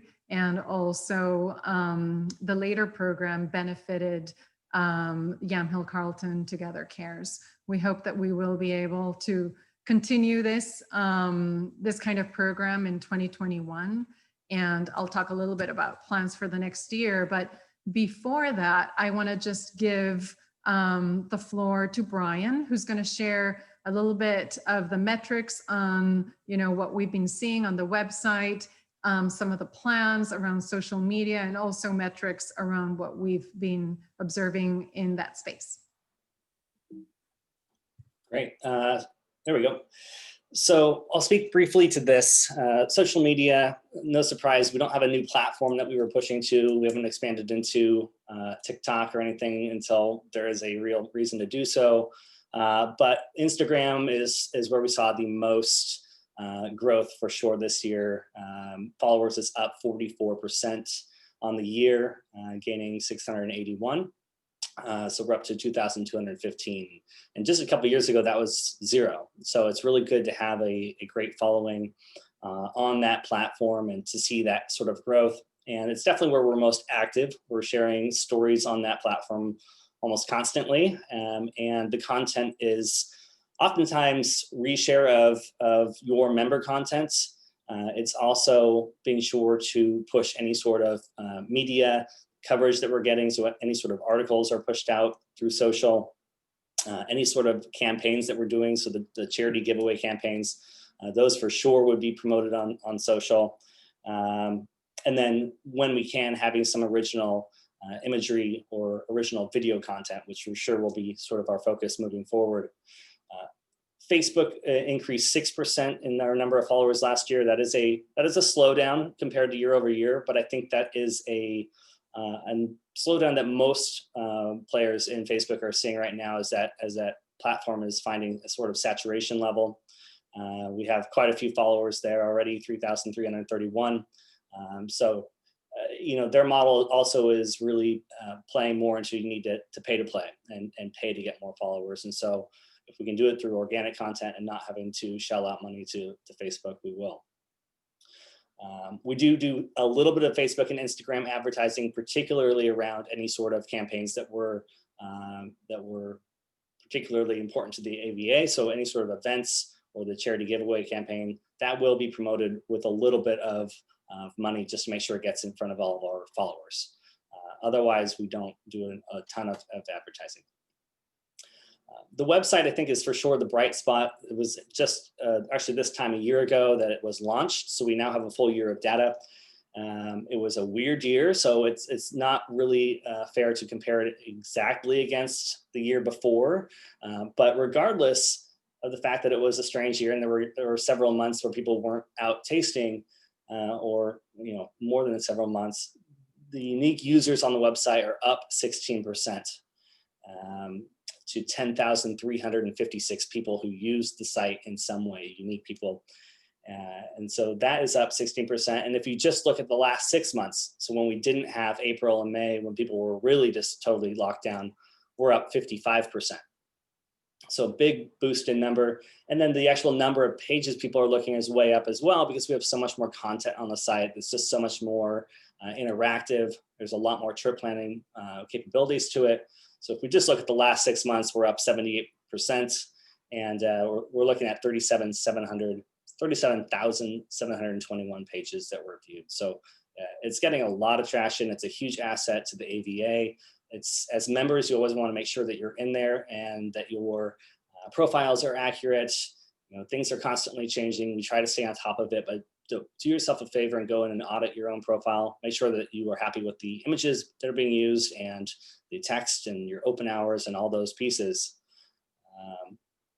Last couple notes, there's just a shift in demographic, not surprisingly, to Oregon and Washington, more so over other states. And that's not too much of a surprise given travel lockdowns. And the top age group actually still continues to be on the younger side of things, 25 to 34% who are using the website, or 25 to 34-year-olds who are using the website the most, which is a bit of a surprise. So healthy all around, I believe. I don't know if I have another slide here. Oh, here we go. Just a quick look at the Instagram page, and we've fleshed out those icons at the top so you can easily jump into stories more easily. And then on the next one here, this was our top post on Facebook. It reinforces the fact that our community involvement is critical, both to our AVA and how we're seen in the community, and just what is tracking online. This is a picture of us giving the first batch of dollars to Yamhill Carlton Storehouse from our charity campaign. That was boosted just with $20, and it reached a ton of people, had a lot of engagements, and I think was a really good thing for the group. So moving forward, the social media plan will generally stay the same in the sense that we want to keep it fresh, updated, constantly posting to Instagram and Facebook. We will want to continue to have as much original content as possible and moving more into video this year. We're also planning on growing the consumer mailing list as much as possible with the giveaway campaign, which will be on the website. So there'll be an incentive for people to provide their email address for a chance to stay at Abbey Road Farm or a couple other giveaways that we have lined up. So that'll really help with our mailing list. And again, like I said, more video posts and original content.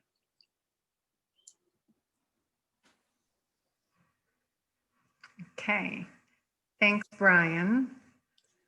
Okay, I'm just going to highlight a few things here. We're really going to continue doing all of the programs that we, that we had during 2020, but we are definitely very excited about the possibility of having our consumer AVA tasting.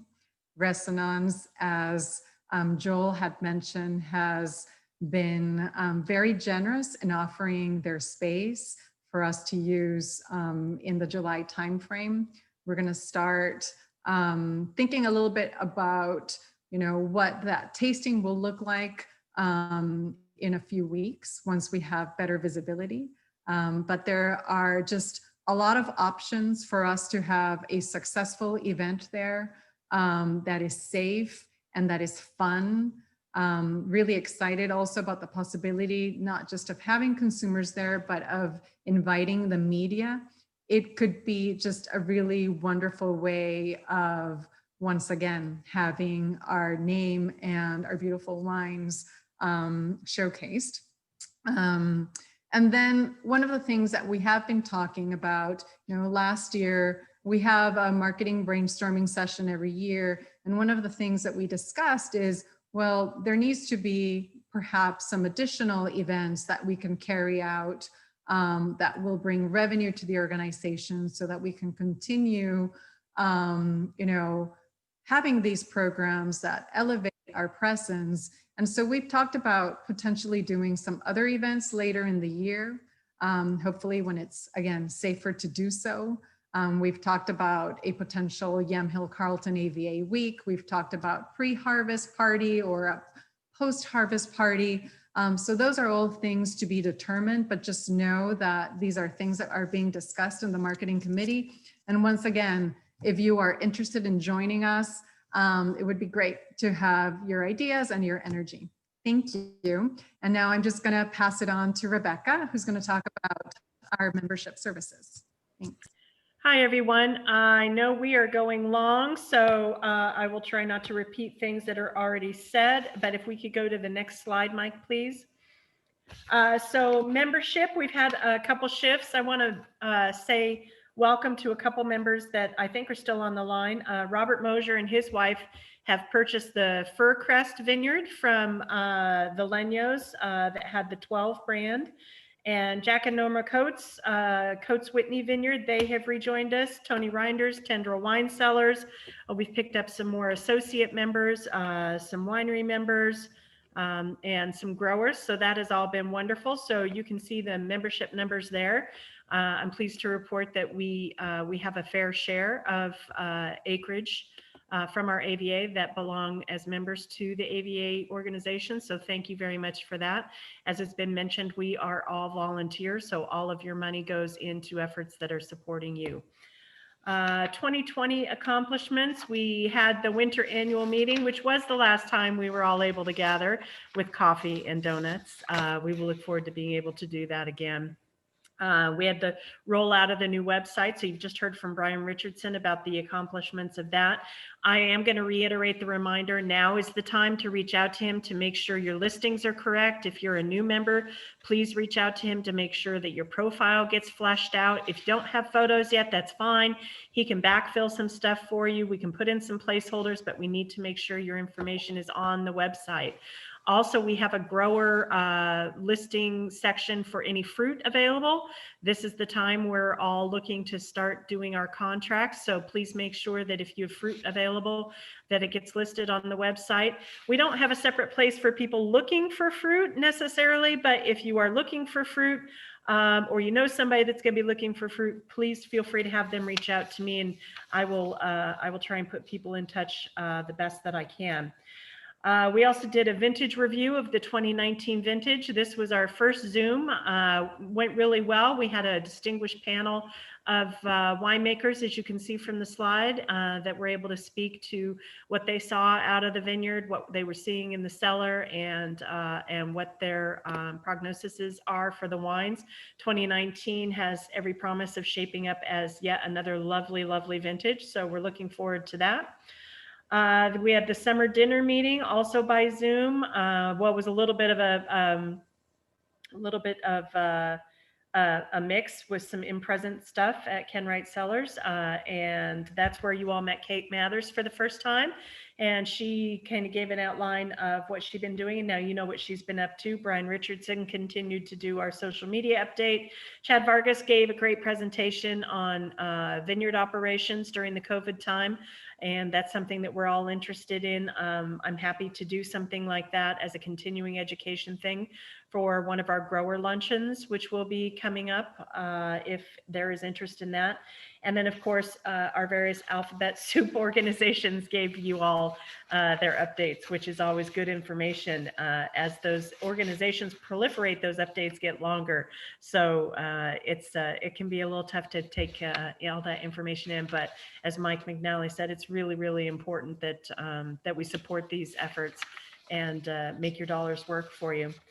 And going on to events planned for this year. So we will have another vintage discussion. It's not going to be a tasting per se, unless things change drastically in the next couple months. So I would anticipate that this is going to be by Zoom. This will be a particularly important one. So we'll put together a really dynamic panel for you, and we can have hopefully a frank but positive discussion of what people saw. There are so many efforts going on with respect to research for the smoke effect, and if anybody has some things that they want to see addressed particularly, please do reach out to me as we build that agenda.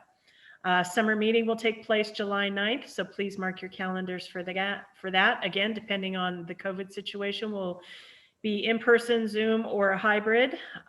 This year, the consumer tasting event, we lost it last year, as Ximena had referred to, because we just weren't able to gather in person. So it's going to be likely a 2-day event out at Resonance, and we thank them very much for their partnership on that. I'm excited to announce our wine grower luncheons are going to get going again. These are definitely by Zoom to start with. Jesse Lyon, who I had hoped to speak today, but is just as well he couldn't because we're running so long, is agreed to talk to us on grape contracts. So I know that that's a really important subject for everybody right now as we're looking to be selling our fruit. That's going to be February 24th from noon to 1.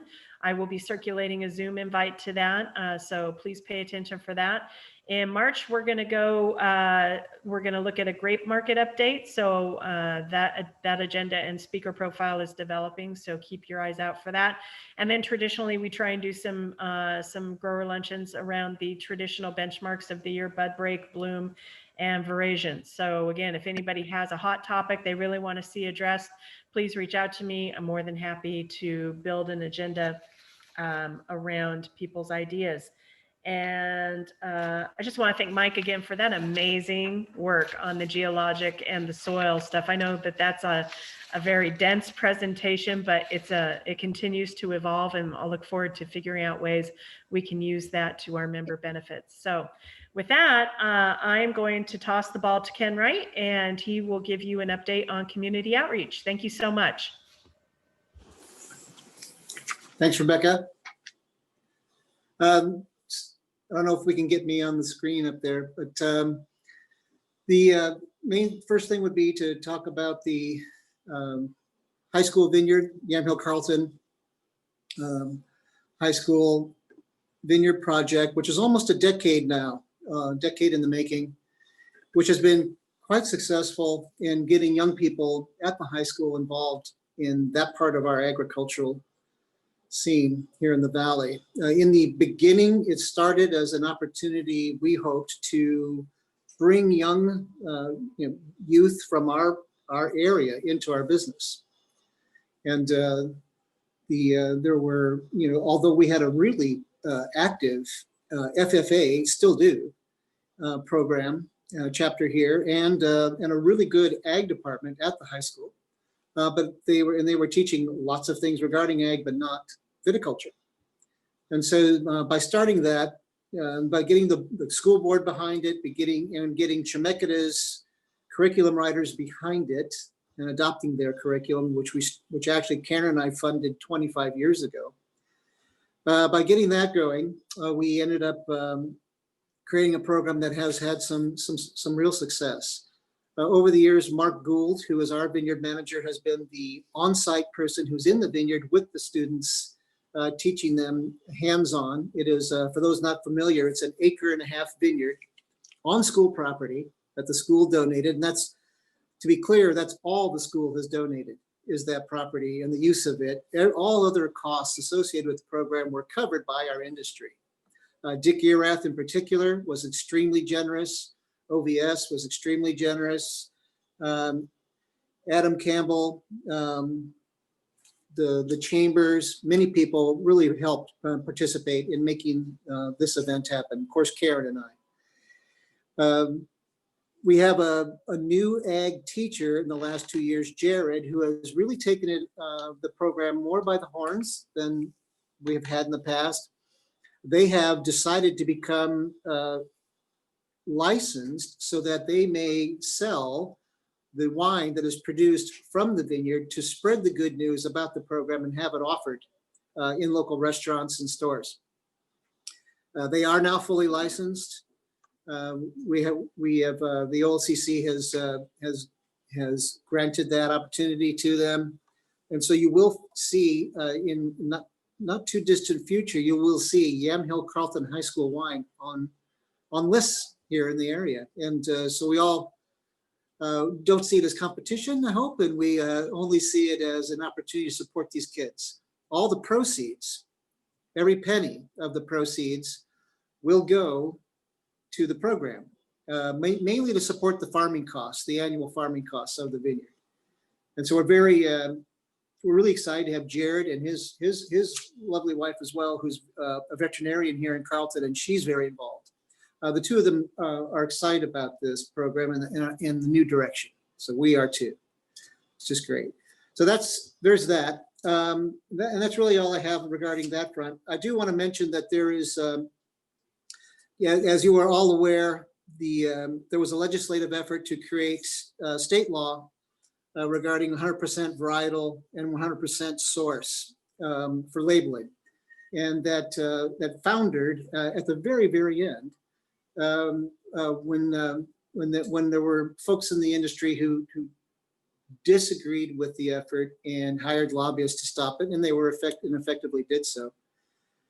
So a new tack now is happening, and we are now looking at doing a volunteer organization to do this, where we would still do the 100% varietal and 100% source, and that organization is going to be called Oregon Promise. This is my highly technical slide that I brought into the situation here. And so Oregon Promise the name has been trademarked and some time ago, and it will be an effort to revive that. It will be a revival of that effort to create 100% varietal and 100% source of what you see on the label. We will do it based on an affidavit where people will sign and promise to if they use the mark, or if they decide to join the group, that they will promise that they will abide by those 100% standards. It'll be again the first time in the United States that any organization has done this. So we're excited about it, and we want Oregon to be first, and getting this off the ground will make that happen. Thank you. That's it for me.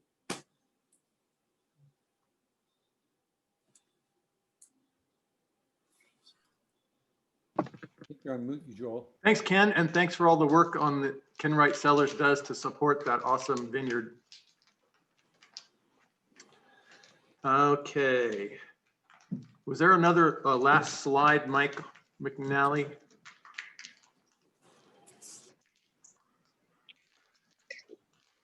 Are we at the end? Call to action. Please renew your membership. We really try to steward your dues money as effectively as possible by being all volunteer. Please get involved. The more the merrier. Especially talk to Samena on the marketing committee and Rebecca on the membership committee. Thank you all for being here in this very long meeting. We hope to see you in person in the future. Thank you. Thanks, everyone. Thank you.